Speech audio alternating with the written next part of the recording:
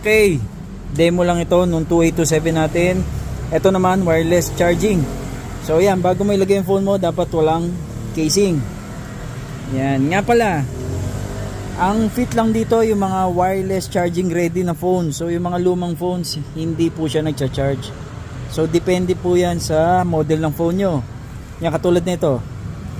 Yan, start natin ha. Yan. Once naka-start siya, hintay ka lang mga ilang seconds. Ayan o. Charging na siya. Fast charging dyan, kung makikita nyo. Ayan o. 1 hour 38. Ayan o, 1 hour. Medyo malabo lang. So 1 hour 38 minutes para ma-full charge siya. 44%. Fast charging din. So bukod dyan, bukod sa wireless, meron din dito. Sa baba. Pakita mo. Yan, pwedeng saksakan ng cord. Yan. Pwede manual siya.